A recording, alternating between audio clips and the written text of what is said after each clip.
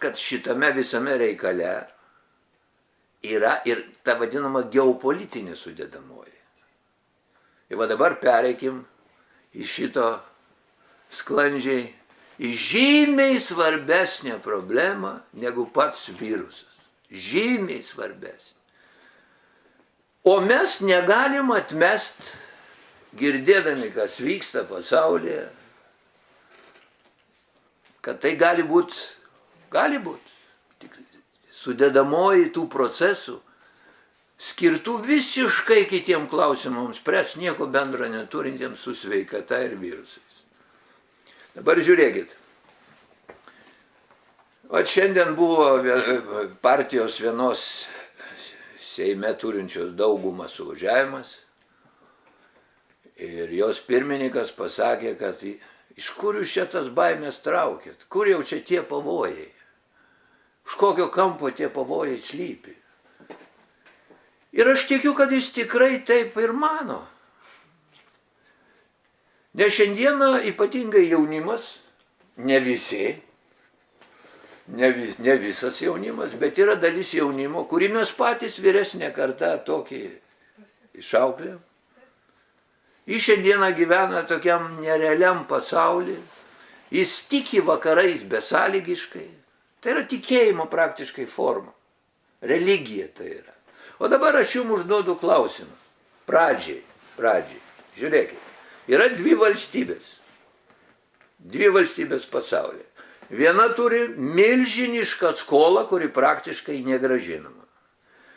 Toliau jinai turi biudžeto deficitą, kuris yra praktiškai šiuo metu jau pastaruosius porą metų siekia 100% nuo to, ką jie surenka patys.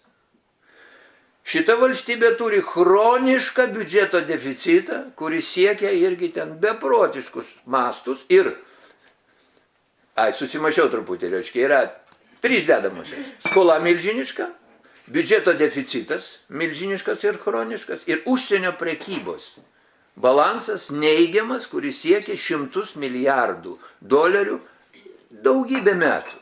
Ir kitoj pusė yra kita valstybė, kuri skolų valstybinių praktiškai neturi, kurios biudžeto deficitas, jeigu yra, tai labai nedidelis. Ir užsienio prekybos balansas yra daugelį metų porą šimtų milijardų pliusas. Kuriai šitų dviejų valstybių reikalingas pasaulyje konfliktas? Pirmai. Tik tai aš, jeigu galima, arba perklausiu, jeigu tu spausdini pinigus, tai tau nesvarbu. Neskubėk, Milda, priesimės prie visko. Nebėk pirmą garvežį. Iš čia sėdinčių turbūt nei vienas neims įrodinėti, kad konfliktas reikalingas antrai valstybei. Ar ne? Dabar mes galim įdėti tas valstybių pavadinimus. Turbūt jūs irgi žinot, kas per valstybės, ar ne? Tai va. O mūsų politinis elitas viso šito nemato dėja. Nemato. Bet ar nemato, ar nenori matyti? Dalis nenori matyti. Didžioji dalis nemato, ypatingai jaunoji dalis nemato, nes jie iš principo taip nesvarsto. Patikėkit manim, aš daugelį tų žmonių pažįstu, kaip kurios jau dešimtmečiais. Jie iš principo nesuvokia, kaip yra surėdytas šiandien finansinis pasaulis. Jie to nesupranta. Vienas man taip pasakė, sako, tai aš nieko finansuose nesuprantu, ką aš jam bandžiau paaiškės, kur čia šuva pakastas. Tada kolega mano signataras, tada aš taip gana drastiškai sakau, tai ko tada vėliesi į pokalbį? Nes jeigu tu nesupranti apie pinigus, o visas pasaulis ir sukasi apie pinigus, jeigu atmesim idėjas, iš tikrųjų tai sukasi apie idėjas, bet idėjos yra gyvendinimas pagalba paskui pinigų, ar ne? Tai jeigu tu nesupranti, kaip funkcionuoja finansinė sistema, tada tu nesupranti nieko. O kaip jinai funkcionuoja? Yra šiandieną pasaulyje jau keliasdešimt metų tos vadinamas 5 rezervinės valiutos. Japonijos jena, svaras sterlingas Anglijos, Šveicarijos frankas, euras ir doleris. Ir dar prie jos prisijungia Kanados ir Australijos doleriai šiek tiek. Tai vat šitos valiutos yra tos, už jas galima nupirkti pasaulyje bet kur ir bet ką. Ir dabar kas iš to visko išeina? Šitie, kurie turi tas rezervinės valiutas, spausdindami jas be saiko, nes nieks nekontroliuoja, jos nėra pririštos prie nieko. Čia kartotis gal nereikėtų, nes, nors trumpai pasakysiu, 1944 metais, baigiantis Antrajam pasauliniam karui, Jungtinės valstijos pasiūlė finansinį modelį Bretton Woods miestelėje, ten jie susirinkė, svarstė tą reikalą. Mes pririšam dolerį prie aukso, o kitos valiutos rišamos prie dolerio. Ir viskas būtų buvę normalu, jeigu Jungtinės valstijos metų bėgyje kelių pradėjo spausdinti dolerių žymiai daugiau negu turėjo aukso. Kai šitą suprato, pirmas tai suprato De Gaullis, čia yra oficiali informacija, visuotinai žinomas faktas, jis sukrovė tos dolerius, ir pasiuntė į valstiją, sako, duok man auksą kaip žadėjai. Paskui jo kelių pasiekė dar porą valstybių ir amerikonai supratė, kad liūdnai baigsis. 71 metų rugpjūčio mėnesį, berods prezidentas Niksonas tuo metu buvo, jis išeina į televiziją ir sako, nuo rytojaus doleris į auksą nebekeičiamas. Kitaip sakant, tai buvo bankrotas šitos sistemos, bet jie žmonės gudrus. Jie taip nežaidžia paprastai, kad bankrutavom ir žiūrim, kas iš to gausis. Jau jie buvo pasiruošę. Jie susitarė su arabais, su pagrindiniais naftos eksportuotojais, kad nafta ir dujos bus parduodamos tik už dolerius. Ir jie tada tą dengimą aukso pakeitė į naftą. Ir čia taip atsirado tas petrodoleris, naftos dolerį. Ir tai dar būtų buvę pusė bėdos, ar ne? Bet jie nuo tų 71 metų, o štai iki dabartinių metų, juk tiek prispausdino, kad rezultate dabar kas gaunasi. Aš šiek tiek paliksiu, šiek tiek vėliau pakomentuosiu, ką jie daro pastaruosius porą metų, kai jau tas virusas siaučia. Bet dar iki to laikotarpio. Šiek gaunasi toks dalykas, kad jie augina savo valstybės skolą ir ne tik. Ir fiziniai asmenys, ir juridiniai asmenys, ir atskiros valstijos. Jungtinėse valstijos yra prasiskolinusios, neįsivaizduojami yra mastai mūsų žmonė. Taip skaičiuojant, jeigu vienam Lietuvos žmogui ir lyginant jį su Jungtinių valstijų žmogumi yra 1:10 panašiai. Tai įsivaizduokit, kaip mes gyventume. Jeigu mes galėjom iš kažkur gauti 10 kartų daugiau pinigų, negu mes išleidom, ir ką mes už tai būtume galėję čia Lietuvoje pasidaryti, ar ne? Na ir kitoj pusėje buvo, sakykime, auganti Kinija, kuri tapo fabrikų pasauliniu, ten buvo perkelta gamyba, ir tie vargšai kiniečiai aria, siuva, mezga, dar kažką klijuoja, o kitoj pusėje spausdina tas rezervinės valiutas ir praktiškai veltui gauna produkciją.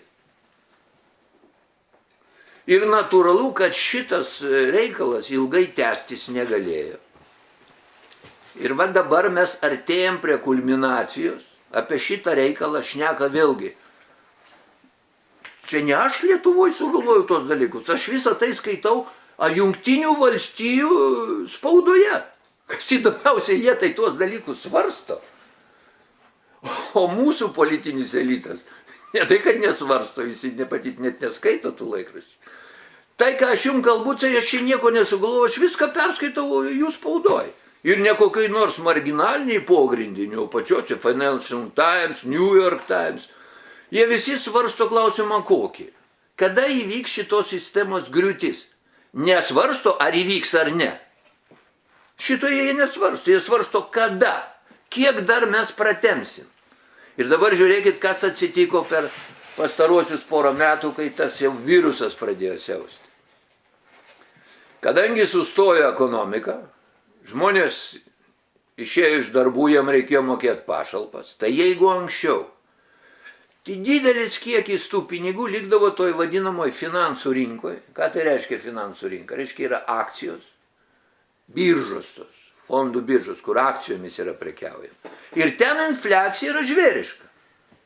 Sakykime, koks nors Facebookas, Google'as ir panašių korporacijų kainos, jos kyla jau eilę metų į viršų, jų kapitalizacija yra pasiekus beprotiškas sumas. Tos įmonės tiek yra nevertos, kiek yra ta kapitalizacija vadinama. Kapitalizacija reiškia visų akcijų kaina, kuri yra šiandien biržai užfiksuota. O dabar, kai pradėjo dalinti pinigus žmonėms, o kokie yra dalybos mastai, kad suprastumėt problemos mastą, tai jie per pastaruosius keletą metų tą patį emituoja. Kitaip sakant, per keletą metų išleidžia pinigų tiek pat, kiek per 100 prieš tai buvus. Bet tokios infliacijos žymios ir nėra. O infliacija kaip tik dabar ir prasideda. Ir dabar, kodėl aš ir paminėjau, kad kodėl jos nebuvo didelė, jinai buvo ta infliacija, tik jinai buvo akcijų rinkose. Brango įmonių akcijos, nekilnojamas turtas, taip sakant, tie pinigai iki žmogaus nepatekdavo. O dabar, kai tie pinigai atėjo iki žmogaus, prasidėjo infliacija jau maisto prekių. Ir Jungtinėse valstijose, ir pas mus taip pat bus, ir jūs jau girdit. Ir jūs jau girdit, kas daros. Dėl to, kad koks čia yra mechanizmas. Vienoj pusėje yra prekių ir paslaugų kiekis, kitoj pusėje yra pinigų kiekis. Jeigu pinigų daugiau, o prekės tiek pat, tai už jas reikės daugiau mokėti. O toks yra balansas ir niekur nuo jo nepabėgs. Bet sutikit, jau pinigų yra tiek daug, kad prekios jau 200 000 kartų daugiau negu tų pačių. Ne, tai mes žinom, galiu pasakyti, yra tokia savoka popierinis auksas, popierinė nafta. Tai yra tos spekulacijos fondų biržoje, kada yra spekuliuojama būsimaisiais sandoriais. Žmogus perka naftą, bet jis jos nesiruošia nei pirkti, nei tas ruošiasi parduoti. Yra ateities sandoriai, jie tik susitarė, kad jie nupirks, o tas parduos, kai ateina laikas, pasižiūri, kas laimėjo ir pinigai sumoka. Viskas. Tai yra grandiozinė spekulacija toj fondų biržoje, bet visą tai atsiliepia mūsų buitinė rinka. Įsivaizduokit, jie spekuliuoja, pavyzdžiui, grūdais, ar ne, kurių nesiruošia nei pirkti, nei parduoti. Bet jie iškeldami kainą, ten bespekuliuodami, iškelia kainą ir mums, kurie paskui duoną perka. Bet jie čia būtų atskira visiškai tema, aš tik noriu pailiustruoti, kad pirmiausia yra milžiniška finansinė problema, milžiniškas antstatas šitų problemų ir visiškai akivaizdu, kad tas negali tęstis amžinai. Vadinasi, turi būti šitos problemos sprendimas. Ir dabar, kasgi ją suinteresuotas pirmiausia? Amerika. Kas suinteresuotas? Tai tie, kur sėdi iki ausų toj problemą. Ir kam yra blogai. O kitoj pusėje yra valstybės, kurios neturi visų šitų problemų. Ir jos yra milžiniškas pavojus. Nesakykime, ta pati Kinija. Jinai jau turi naftos biržą už juanius pasiruošusi. Yra aukso birža už juanius. Jinai jau turi Swifto analogą pasidariusi. Ir jie visi yra pasiruošę tam momentui, nes visi supranta, kad bus griūtis. Kad perimti visą tą pasaulinės finansų sistemos reikalą į savo rankas perimti. Auksą perka. Ir dabar kokie tada yra, kokie turėtų būti žingsniai, dabar įsivaizduokit, mes esam ne Lietuvos vyriausybė posėdžiauja pogrindį, o Jungtinių valstijų. Ką mes svarstytume? Dar viena emisija. Emisiją tai mes darysim tol, kol bus galimybės, kol nesproks viskas. Bet mes matom, mesgi puikiai suprantam, kad tas pabaiga tai to bus. Ir tada mums iškyla klausimas mirtinas koks, kad tos valstybės, kurios griūtyje galėtų perimti lyderiavimą, kad jos būtų vienaip ar kitaip neutralizuotos. Yra jų mirtinas interesas. Ir kas įdomiausia, jie šito neslėpia, yra tas garsusis Friedmanas, Stratforo prezidentas. Stratforas tai yra toks think tankas, tokia intelektualų įstaiga, kurios uždavinys yra siūlyti gerus dalykus Jungtinių valstijų vadovybei. Ir kągi mes visi žinom turbūt, atvirai buvo pasakyta keletą metų atgal to Džordžo Friedmano, būtent Vašingtone susikvietus elitą Jungtinių valstijų. Tai nebuvo atviras posėdis, jis dabar yra išverstas į daugelį kalbų. Yra tokia Sara Wagenknecht Vokietijos parlamente. Tai jinai pastoviai cituoja šitą Friedmaną ir Merkel sako, tai Merkel, tai negi tu nežinai, taigi jis tavo atvirai pasakė, ką nori su mumis padaryti, tu ką nežinai, Merkel tokia atveju dažniausiai taip, ne vieną kartą žinokit mačiau, kaip jinai taip, jis sako, taigi atsivers, pažiūrėk. Jinai taip akis nuleidžia, apsimeta, kad negirdi, suprantat. O ką sako tas Friedmanas? Nu, pacituokim dabar. Čia sėdintis, tai gal jūs ir žinot, bet ne visi Lietuvoje žino. O Friedmanas toj savo kalboj pasako porą dalykų. Kad jeigu kartais Europa susitartų tarpusavyje, o pirmiausia tai bus Rusijos ir Vokietijos aljansas, jeigu toks įvyktų, mes neturėsim jokių priešnodžių įveikti kaip konkurentus juos. Koks mūsų yra uždavinys, sako Friedmanas, pastaruosius 100 metų? Neleisti Europai susitarti. Ir jūs visi, kurie piktinsi žiūrėdami šitą mūsų įrašą, kartoju, čia ne mano žodžiai, čia jo žodžiai, Friedmano žodžiai. Mes turime kitų užsienio politikos interesų. Visą praeitą šimtmetį Jungtinės valstijos rūpinosi Rusijos ir Vokietijos santykiais. Taip buvo Pirmojo ir Antrojo pasaulinio karo metu ir Šaltojo karo metu. Nes susijungę šios šalys sudarytų Jungtinėms valstijoms gyvybiškai svarbę grėsmę. Mūsų pagrindinis uždavinys ir buvo neleisti įvykti šiai sąjungai. Jis sako, mums pavyko Pirmą pasaulinį karą sukeltą Europoje ten, sudurt kaktom. Mums pavyko Antrą pasaulinį, irgi jie ten mušasi, o mes kas laimėjo Antro pasaulinio karo išvadai? Mes buvome įpratę galvoti, kad laimėjo Tarybų sąjunga. Nu, formaliai tai, Berlyne vėliavą jie ten įkėlė. Bet Tarybų sąjungai žuvo 20 su viršų milijonų žmonių, buvo totaliai sugriauta šalis, ar ne? O Jungtinės valstijos apsėjo gana menkų krauju. Ir gavo į rankas finansinę sistemą, Bretton Woodso vadinamą. Ir po šiai dienai naudojasi jos vaisiais. Čia galbūt yra vieta pasakyti, dažnai skaitau komentaruose, koks nors rašo, ką tauta Amerika padarė, nu ir kas, kad ten jinai spausino tos pinigus, mums tai kas, mes tai čiagi nieko dėti. Nu tai yra naivumas skubo. Kiekvienas iš tų, kurie žiūrės šitą mūsų įrašą, iš tų, kurie sėdi čia, prisideda, pavyzdžiui, prie bedarbių pašalpų išmokėjimo Jungtinėse valstijose. Kažkokiais centais, aišku, ten minim, bet prisideda. Koks tai yra mechanizmas?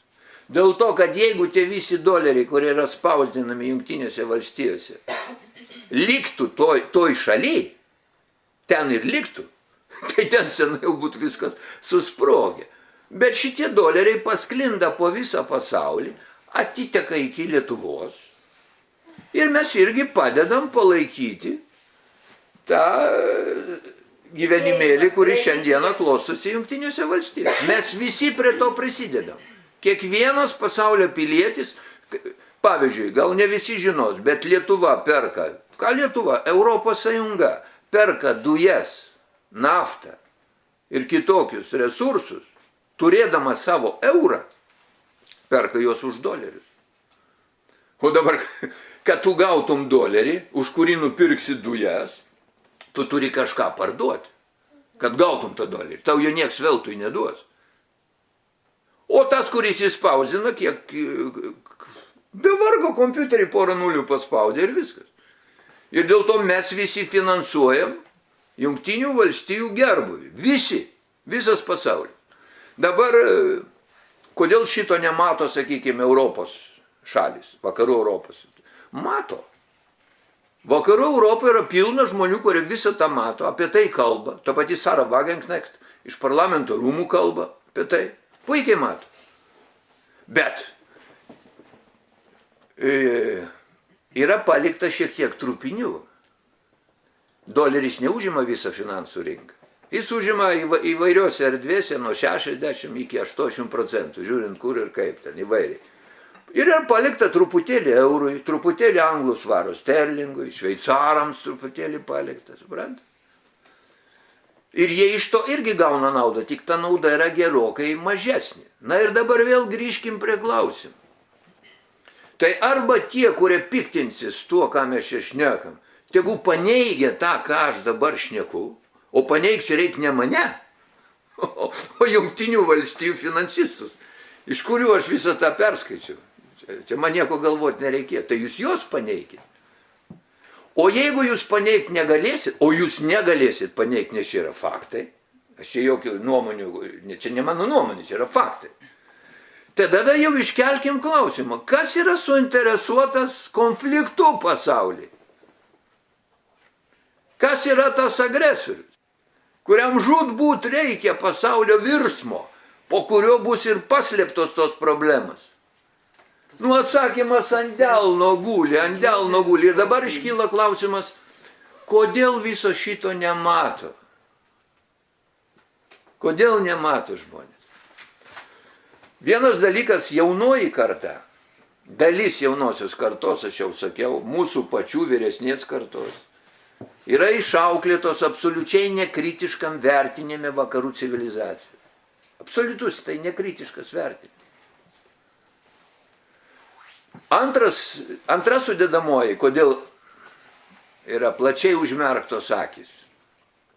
Tai yra žmogaus psichologijos savybė, psichikos savybė. Vėlgi tų pačių, daug sykių kartojau, bet ir čia pakartosiu. Prieš keletą metų išėjo tokia knyga Amerikoje, kuri vadinasi "Kodėl faktai nekeičia mūsų nuomonės". Aš esu laidą padaręs apie tą knygą, galit kas nors pasižiūrėti laidoj, kas čia daros, kažkurio iš tų laidų. Kągi teigia tenai specialistai, ne aš. Jie teigia, aš bijau net sakyti procentus, kokius jie ten įvardina, aš švelniau pasakysiu. Jie teigia, kad didesnė dauguma žmonių, jeigu susiformuoja savo pasaulio vaizdą, tai paskui, nors faktai prieštarauja tam vaizdui, nuomonės nekeičia. Taigi čia ne mano išvada yra, o psichologų, ilgamečių tyrimų. Jie ten dar keletoje knygoje klausimą, kodėl taip yra. Atsakymą jie siūlo tokį, kad tai dar yra iš pirmykštės bendruomenės einantis instinktas savisaugos. Nes jeigu tu neįtelpi į tų uolos gyventojų daugumą, tai jie tave iškeps, suvalgys ir viskas. Tu turi būti su dauguma. Nes jeigu tu netelpi, tu priešas, viskas. Va iš kur yra šiandieną ir Lietuvoje, ir kitose valstybėse. Tas fenomenas, kai dauguma eina klystkeliais ir negali sustoti. O prie šito pridėkim dar, kad didelė dalis, didesnė dalis visuomenių, ne tik Lietuvos, yra nepajėgus yra susigaudyti pasaulį, nepajėgus. O jeigu dar švietimas, žiniasklaida kryptingai rodo pasaulį kažkokioj šviesoj, tai jis tą pasaulį savo galvoj susidėlioja, nu ir paskui viskas. Ir šiandieną konservatorių partijos suvažiavime mes ir girdėjom prezentaciją šitų reikalų. Ir kas baisiausia, aš jų ir kaltinti negaliu. Suprantate, tie jų vadai, jauno amžiaus ypatingai, na jie iš tikrųjų tokie yra suformuoti. Nu jeigu tu vaikui nuo mažų dienų aiškinsi, kad vakaruose yra viskas geriau ir kad mūsų tikslas yra būti vakarais, nu tai ko tu paskui iš jo norėsi? Ir kai kandidatė į prezidentės dar, kai buvo dabartinė premjerė, jinai savo programoje rašė, kad aš būsiu už tai, kad daugiau vakarų Lietuvoje. Aš perduodu klausimą jai, jinai neatsakys, bet tie, kurie žiūrės, tą klausimą išgirs, atsakykit už ją. Kurių vakarų jinai nori Lietuvoje daugiau? Kurių? Ar Jungtinių valstijų, ar Europos? Matot, kaip susipjovė dabar? Anglosaksai vakarų Europą paliko ant ledo, įkurdami šitą sąjungą.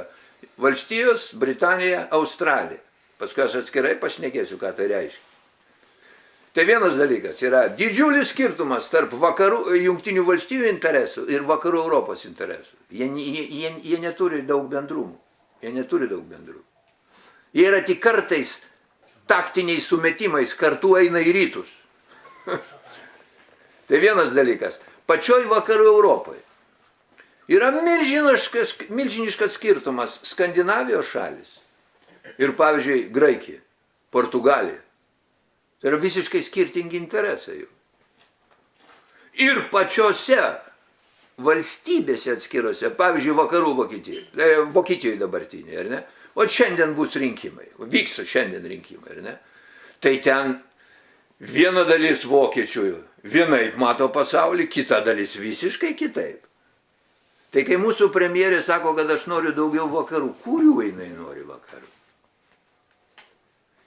Ir čia aš pridėsiu, kad žmogiškai aš ją, kaip tarybinį žmogus, o jinai irgi iš anų laikų, ar ne? Aš suprantu, ką jinai čia turi galvoj. Nes mes visi gyvendami Tarybų sąjungoje, kurie gyveno, aš čia matau, yra jaunų žmonių, kurie nesupras to, ką aš dabar šneku, bet tie, kur vyresni, turėtų man pritarti. Mesgi gyvenam už uždarų durų. Ir apie pasaulį turėjom labai menką supratimą, ar ne? Mes negalėjom ten išvykti. Interneto nebuvo dar tada. Burda modė žurnalai buvo. Ir mes apie tą pasaulį turėjom tokį menką supratimą ir mes jį savo susifantazavom. Mes susikūrėm savo tam tikrą modelį pasaulio ir visas gerybės buvo sukoncentruotos kažkur tuose abstrakčiuose vakaruose. Nes ten buvo kramtomos gumos, Barbės. Buvo džinsų ir taip toliau, o čia nebuvo, suprantate. Ir mums iki kaulų smegenų persismelkė emocijos, kad mūsų gyvenimas yra nieko vertas, o viskas yra, kas gero ten. Tai vat, ponia premjerė, ir yra vat šitos emocijos nešiotoje.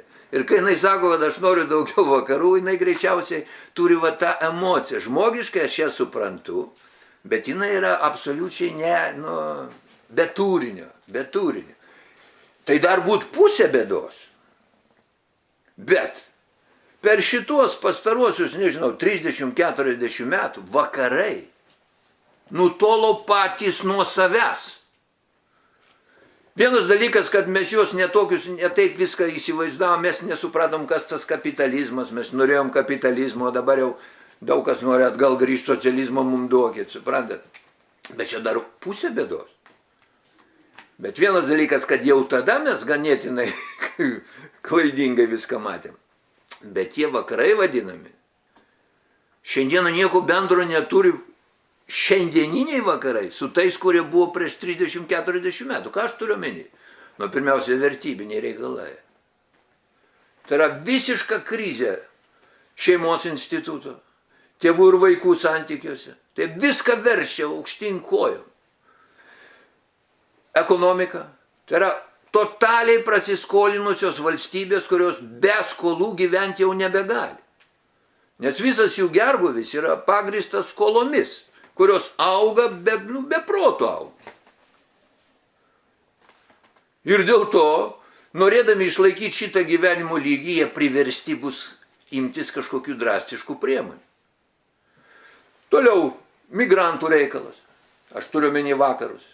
Šiandieną, nežinau, jeigu kas buvojot, o jeigu nebuvojot, jau turėsit patikėti žodžiu mano. Aš išmaišęs visą tą Europą. Nėra valstybės, kurios būčiau nebuvęs ir ne po vieną kartą. Ir čia vėlgi pasiremsiu pačių vakarų demografais. Vakarų demografai. Kartais skaitau vakarų spaudoje, ten nupiešia tokias piramidės, rodo amžiaus grupės ir, sakykime, paauglių grupiai, ne vienoje Europos valstybėje vakarų, jau praktiškai artėja prie pusės, o net ir viršė kartais. Nevietiniai. Paaugliai. Nevietiniai. Jų tėvai nėra gimę toj šaly. Tai kokia išvada iš to seka? Vienintelė. Čia nėra vietos jokiom diskusijom ar dvejonėm. Nu, vienintelį išvadą.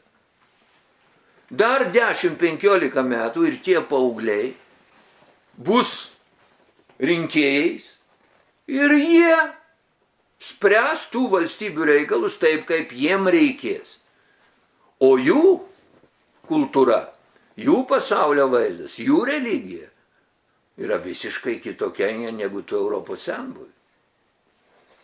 Ir tai yra tos vakarų Europos valstybės, kuriomis mes žavimės. Čia yra visiškai dar kitoj situacijoje rytų ir vidurio Europos valstybės. Vengrija, Lenkija, Rumunija, Bulgarija, Lietuva.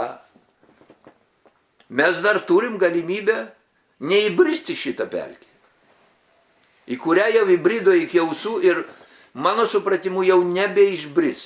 Prancūzija, Belgija, Olandija, dalis Vokietijos, yra didžiulis skirtumas vakarų Vokietija ir rytų Vokietija.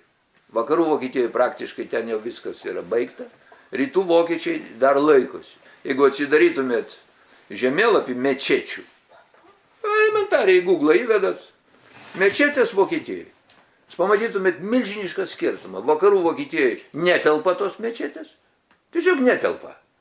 O rytų Vokietijoje dar viena kita tik tai. Maža to kryžių jau nebegalima. Ne, tai mes visą tai ir galybė va tokių visokių reikalų. Tai dabar galim užduoti tokį retorinį klausimą tiem entuziastam vakarų. Ko jūs tikitės?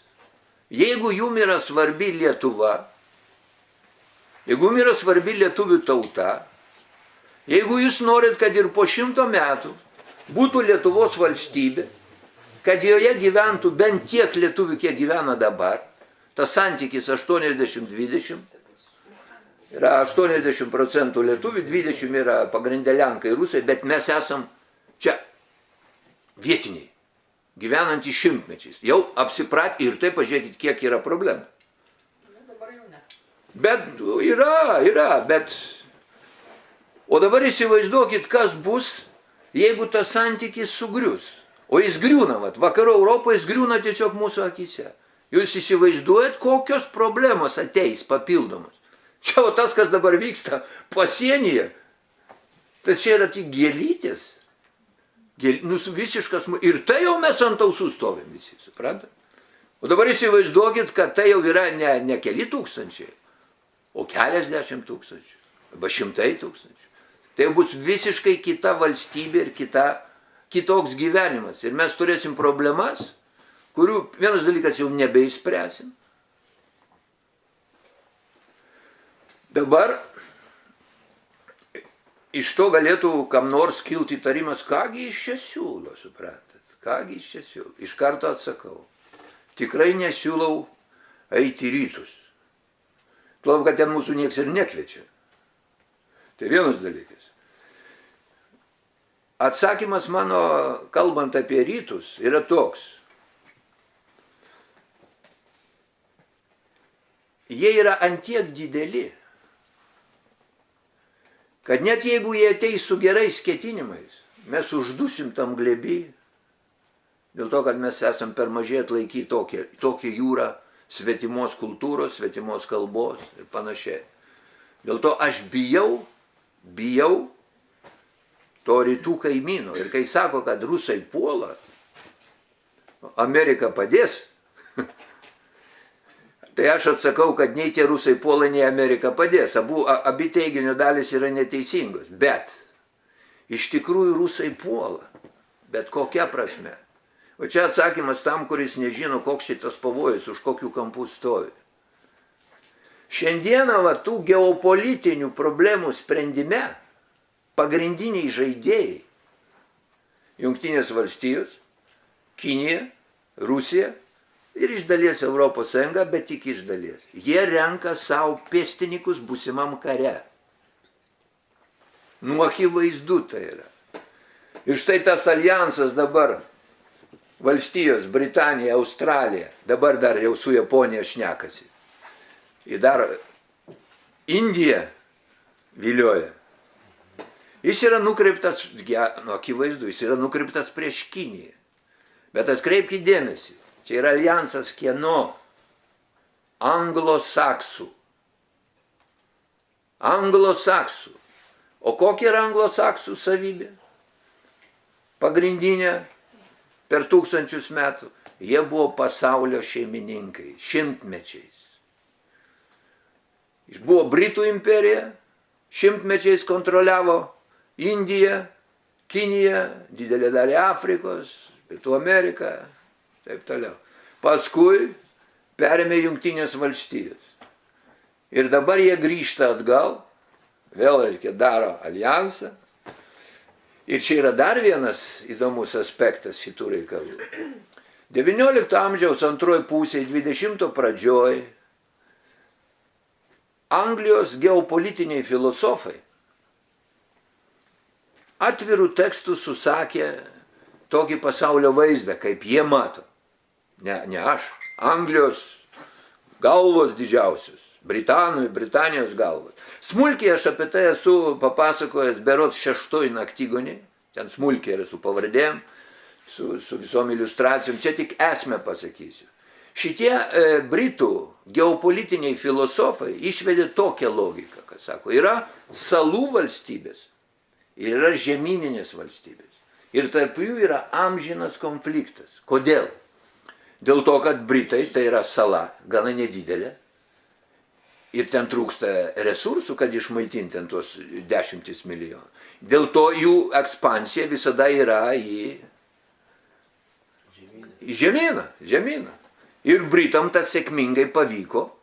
Ir jie šimtmečiais, plėsdami savo įtakos sferas, 19 amžiaus antroji pusėje, karalienės Viktorijos laikais, pasiekė savo maksimumą. Britai dominavo visur ir dominavo kaip dabar doleris, tada svaras sterlingas. Ir štai visi šitie alijansai, kurie dabar klostosi, jie grįžta prie to pačio, nes vėl neišvengiamai reikės kovoti dėl to pasaulio pyrago, apie kurį aš kalbu visą laiką. Kadangi vien tik tais išspausdinimo pinigų jau tu ilgai netemsi, tą supranta matyt, jie neblogiau už mane. Negalima amžinai gyventi skolą, tai yra vis tiek baigtinis reikalas. Ir jie renka šalininkus tam būsimam susidūrimui, kuris yra neišvengiamas. Kodėl jis yra neišvengiamas? Galėtų kas nors pasakyti, taigi susėskit vyrą ir susitarkit. Dabar žiūrėkit. Pabandom šitą reikalą apsvarstyti. Jungtinėse valstijose yra šiuo metu virš 40 milijonų žmonių, kurie kasdieną gauna maisto talonus. Ir be to maisto talonų jie neišgyventų. Jų yra virš 40 milijonų šiuo metu. Kodėl Jungtinės valstijos tą gali daryti? Dėl to, kad spausdina dolerį, didina skolą. O kodėl tą gali daryti? Dėl to, kad doleris pasklinda po visą pasaulį. Ar dabar jie gali atsisakyti šito? Prie geriausių norų, nes jeigu jie būtų, žmogiškiausi žmonės, sakytų, Dieve, ką mums tie konfliktai? O ką darys su tais 40 milijonų duonos valgytojų? Benami dar kiek? Taip, aš jau nekalbu, benamiai, toliau 800 karinių bazių, kurias reikia išlaikyti po visą pasaulį. Kaip tą viską išlaikyti? Toliau. Mano labai elementarus klausimas visiems skeptikam to, ką jie čia girdi. Ar gali pasaulyje atsirast antra tokia valstybė kaip Jungtinės valstijos? Atsakymas ne. Kodėl? Dėl to, kad jų valiuta užima nuo 60 iki 80% finansų rinkos. Jeigu atsiranda antra tokia valstybė, tai šitą resursą reikia dalinti per pusę. O tos pusės jau nebeužteks palaikyti tą gyvenimo lygį, kuris yra dabar. Nebeužteks elementariai. Ir dėl to, ką sako Jungtinių valstijų karinė doktrina? Visų prezidentų papildoma ir pasirašoma. Vienas ir tas pats teiginys svarbiausias. Sugriuvus Tarybų sąjungai mes padarysim viską, kad neatsirastų antra valstybė pretenduojanti į supervalstybės lygį. Ne mano žodžiai. Iš jų karinių doktrinų ir aš juos pilnai suprantu. Pasiekia tokį lygį, tokias galimybės, jie nenori jų atiduoti. O dabar eikim prie kitų žaidėjų. Kinija. Iš pradžių į tą Kiniją perkelė gamybą, ir privertė tos kiniečius dirbtų 100 eurų į mėnesį. Vakarai sėkmingai naudojasi jų pigiom prekiam, bet Kinijoje šiandien atlyginimas vidurkis jau yra didesnis negu Lietuvoje. Kiniečiai nebenori atiduoti veltui savo rankų darbo už tos popieriukus tuščius. Jie ir taip jau turi $1,5 trilijono atsargų ir užtat lenda po visą pasaulį, perka viską, kas tik pakliūna po ranką, nes puikiai supranta, kad paskui nuvertės tie pinigai ir jų keliasdešimties metų triūsas pavirs į nieką. Taigi štai, grįžtam prie Kinijos. Kiniečiai šiandieną atsigavo, gavo technologijas, gali jau patys apsieiti be vakarų daugelio atveju ir nebenori vienas dalykas atiduoti savo darbo vaisių už tuščius popieriukus, vienas dalykas. Antras dalykas, jie nebenori grįžti į tą gyvenimą, kuris buvo ten už 100 eurų į mėnesį dirba. Reiškia, jie prisėdė prie derybų stalo su Jungtinių valstijų atstovais, šnekėsis apie ką? Kad amerikonai pyrago gabalą nurėžkit mums. Nes jūs valgot ne pagal savo galimybės. Mums priklauso to pyrago dalis, kurį jūs šiandieną valgot. Suprantat? O amerikonai jo negali atiduoti, nes pas juos bus riaušės iš karto. Ir dabar trečias žaidėjas, tas pagrindinis, Rusija. Lygiai ta pati istorija. Šiandieną rusai turi ginkluotę mažiausiai prilyginamą Jungtinių valstijų ginkluotę. Šiandieną jie yra, galbūt kam nors bus naujiena, bet jie beveik apsirūpina maistu, ko nebuvo šimtmečiais. Jie yra vieni iš pagrindinių eksportuotojų grūdų pasaulyje. Jie eksportuoja jau vištieną, eksportuoja kiaulieną. Jie išsprendė praktiškai maisto problemą pas save. Tai yra pastarųjų kelių metų rezultatas ir didžia dalim sąlygotas sankcijų jiems. Dėka sankcijų. Taip, suprantat. Kai jiem uždėjo sankcijas, jie buvo priversti spręsti problemą ir šiandieną jie įsprendė daugelį atvejų ir jau mes ten nebegrįšim. Nebegrįšim. Ir kai kažkas samprotauja ten, kad Rusija ten subirės, gal ir subirės. Gal ir subirės. Bet artimiausių poros ten 3 ar 5 metų bėgi, nematyt šito. Nematyt šito. O štai šitos geopolitinės problemas spręsis va šitų kelių metų bėgyje. Ir dabar kur yra Lietuvos bėda ir kur tie rusai puola? Dėl to, kad mes užėmę vienos iš kariaujančių šalių poziciją, taip vaizdžiai aš pasakyčiau visjau, kad miške pjaunasi 2 briedžiai. Dėl teritorijos, dėl maisto, dėl patelių ir taip toliau. Ir kiškis eina priekyje vieno briedžio. Jis eina priekyje to briedžio. Kokie šansai tam kiškiui išlikti? Liūdni. O liūdni, sako klausytojai. Man atrodo, tai yra akivaizdu. Kaip du. Gali eiti už briedžio. Tai kad dar nors už briedžio eitų, tai... Bet kad eina priekį briedžio. Suprantat? Taip, apie ką šneka. Taigi susipykom su visais žaidėjais pagrindiniais. Tai bet šachmatų lentoje tai ir pieškos firma dėliojasi. Tai tada tai apie ką ir šneka? Jeigu tu esi, bet pėstininkas pirmas ir žuva. Tai aš tai rūpinosi valstybingumu Lietuvos. Bet Rolandai, vis tiek anksčiau ir vėliau tai reikės rinktis, juodi arba balti laimės. Mes negalim kaip Šveicarija pasiskelbti neutralitetą, aš turiu menį, vis tiek kažkur... Viską mes, vienas dalykas, viską mes galim. Čia yra senos tokios, iliuzijos. Suomija turi 1000 kilometrų sieną su Rusija.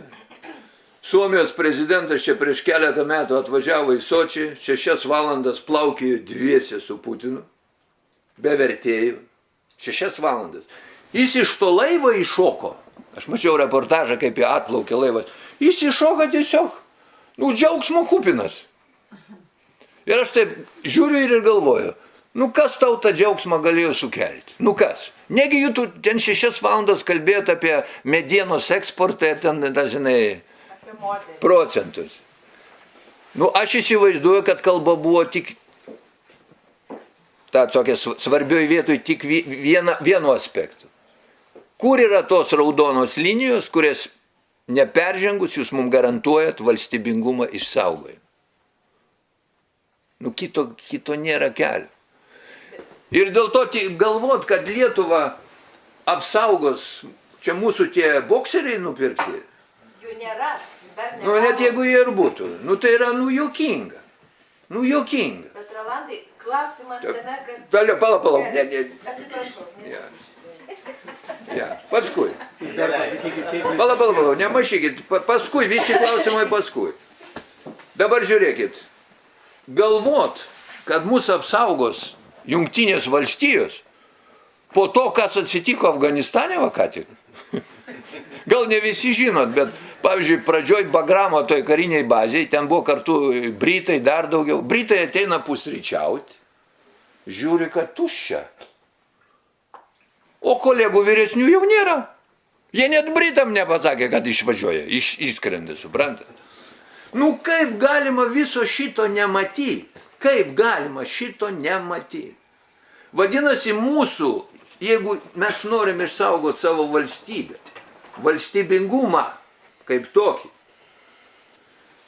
mūsų priemonės yra gudrumas, vienas dalykas, diplomatija, antras dalykas, ir pirmiausia, teisingas supratimas, kas yra žaidžiama.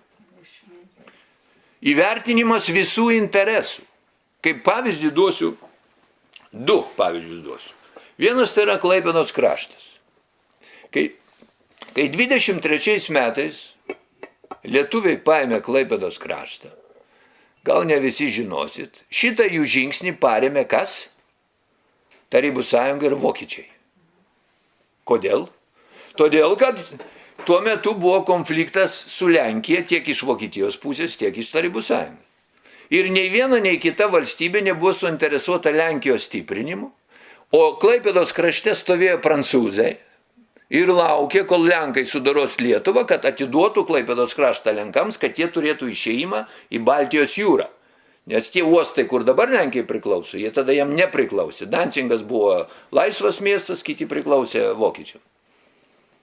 Ir jeigu kas Klaipėdoje esat, va, žmogus iš Klaipėdos, kur yra teatro aikštė, ten yra tokia kavinutė kampe, ir yra namas, ten ant to namo yra lentelė, ten parašyta, čia sėdėjo tas prancūzų štabas.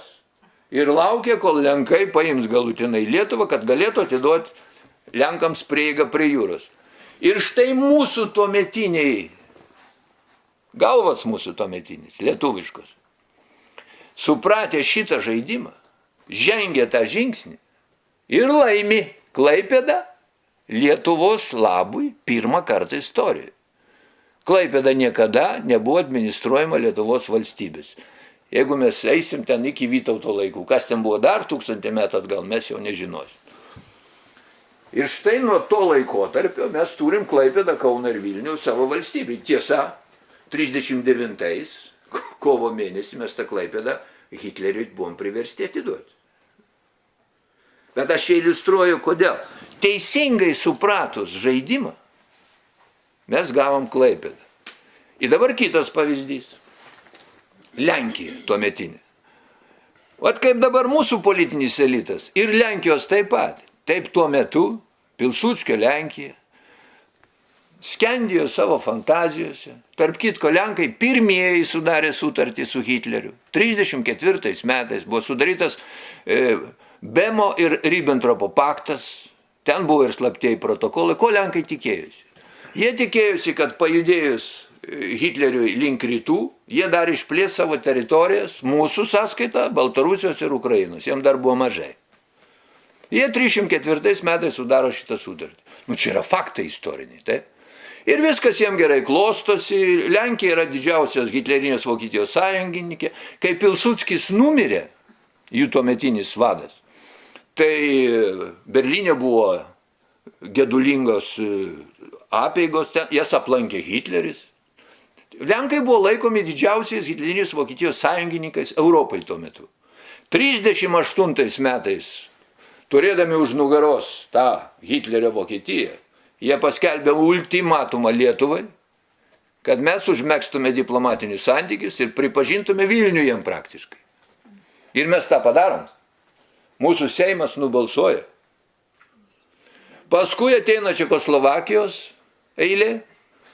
Jie kartu dalinasi Čekoslovakiją, pasiima Tešino sritį. Ir Lenkai 38 metų spalį, lapkritį jaučiasi ponai. Taip, taip. Jie viską gauna, ko nori, už jų pečių stovi hitlerinė Vokietija ir paskui Hitleris paprašo jų to vadinamo Dancingo koridoriaus. Nes tarp Vokietijos ir Dancingo buvo toks siauras lenkiškas tarpelis. Ir Hitleris paprašo sujungti. Ir čia Lenkai ir neduoda savo sąjungininkams. Tada Lenkai kreipėsi į prancūzus ir anglus, sako, jeigu mes vokiečiam neduosim šito Dancingo koridoriaus, a jūs mus paskui apginsit? Jo, sako, jo. Jo, būkit ramus. Ir Lenkai užsispėrė ir neduoda Hitleriui. Nu, jeigu taip, tai tada atsiranda tas Ribbentropo-Molotovo paktas jau 309 metų, bet ne tik tas nulėmė. Iš principo, net jeigu būtų ir nebuvę to pakto, vokiečiai vis tiek būtų sprendę tą klausimą, nes jiems reikėjo suvienyti savo žemės, nes jis jau turėjo Austriją paėmęs, Hitleris, jis paėmė Sudetus Čekijos ir jam reikėjo paimti visą tą Baltijos jūros pakrantį, su Dancingo miestu imtinai. Ir Lenkai 39 metų rugsėjį, kai praėjus keliem mėnesiam po jų džiaugsmingo būvio, nebetenka valstybės iš viso. Ir šiandieną, tai ne vien tik aš čia kalbu, Lenkijoje yra žmonių, ir Seime Lenkijos taip pat, kurie aiškina Lenkam, jūs vėl daro tą pačią klaidą, beje, čia reikia priminti. Kai rugsėjo 1 vokiečiai užpuola Lenkiją, Lenkai kreipėsi į tos anglus ir prancūzus. Nu tai, gelbėkit, kaip žadėjot. Čia sako, jo. Nežengė jokio žingsnio. Jokio. Vat ir viskas. Va štai ką reiškia neteisingai suprast tikruosius interesus, tikruosius motyvus. Nes vakarų Europos ir pirmiausia Anglijos su Amerika interesas buvo Hitlerį stumti rytus. Jam reikėjo spręsti tuometinį tą geopolitinį klausimą su Tarybų sąjunga. Ir kažkokia Lenkija ten. Čia buvo tik tais kamoliukas, kuris pardė. Ir situacija šiandien yra labai panaši. Labai panaši. Ir dėl to tie, kuriems atrodo, kad kurgi tie pavojai, už kokio kampo, sako čia, kur jūs matote tos pavojus? Tai štai aš atsakau tamstai. Jeigu yra smegenų keliamosios gali suprasti tos dalykus, tai štai aš pavojus įvardinau. Ir suprantat, prie ko einama yra. Vat kaip ir sako tas Friedmanas toj savo garsioji kalboje. Mūsų tikslas yra neleis susitarti Europai tarpusavį ir tam jie naudoja va tą buferinę zoną dabar, va mus, Lenkus, Estus. Ir mūsų uždavinys yra kiršyti abi pusės.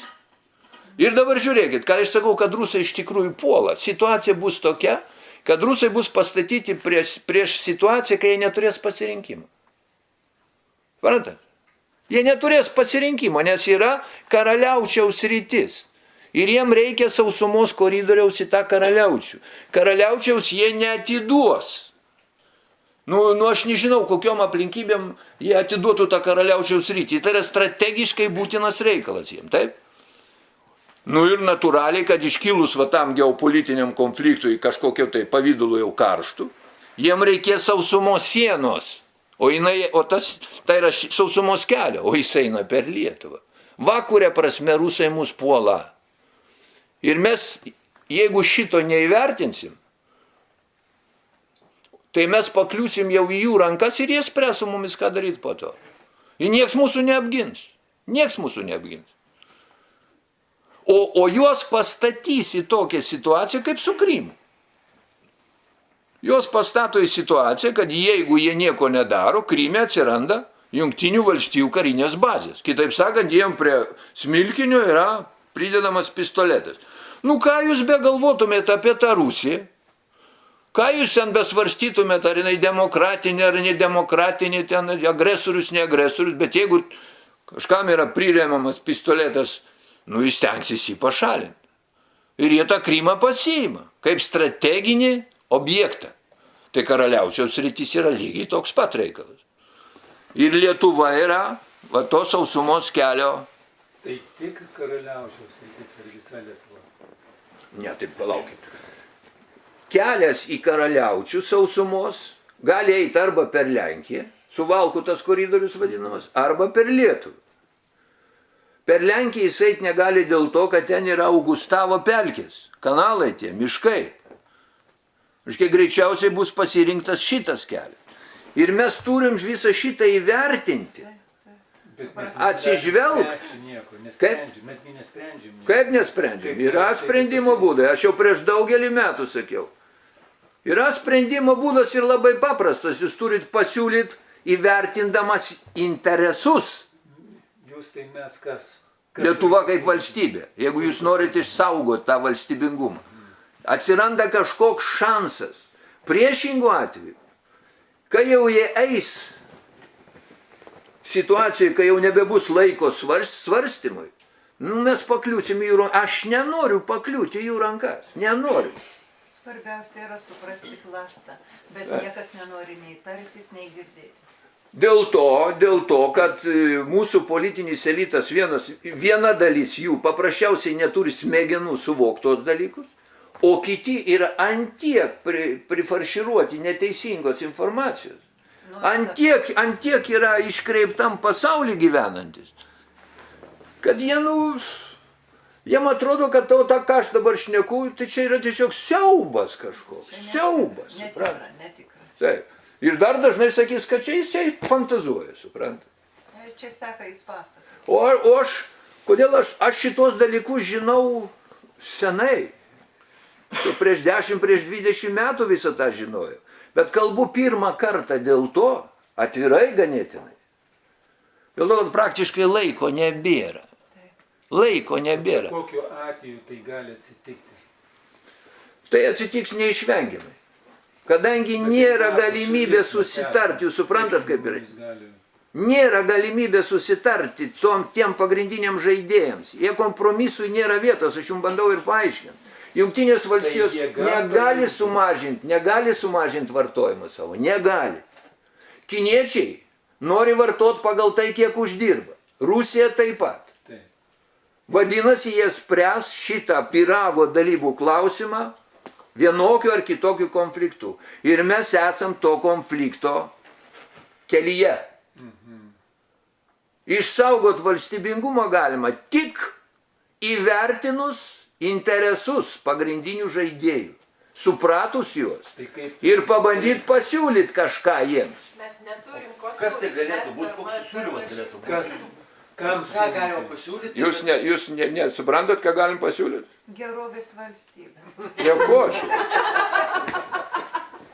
Palikim šitą klausimą kitam kartui. Jeigu jis jums nėra atsakymas akivaizdus, vadinasi, jeigu aš jį pasakysiu, jis sukels didžiulius ginčus. Aiškiai, nepribrendo reikalas. Bet tai tikrai nėra įstojimas į Rusiją, jeigu kažkam taip atrodytų. Aš bijau Rusijos ateimo, vat atsakymas yra jums. Sako, yra žmonių, kurie prisimena dar, tariau, mes gerai gyvenam. Nemaišykit žmonės. Kai jūs sakot, kai jūs sakot, kad prie Ruso ten buvo taip ar taip, tai buvo ne prie Ruso, tai buvo prie tarybų valdžios.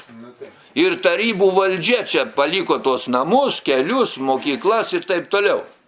Jinai tą patį darė visoje Tarybų sąjungoje.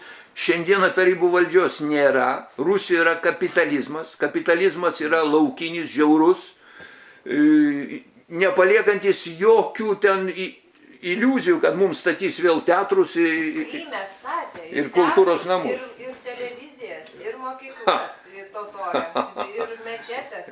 Viskas statė. Visai kitas klausimas yra. Kodėl kitas? Absoliučiai. Galėčiau dėl pinigų paklausti. Palaukit, tai baigiant vat visą šitą reikalą ir pereinam tada prie pokalbio.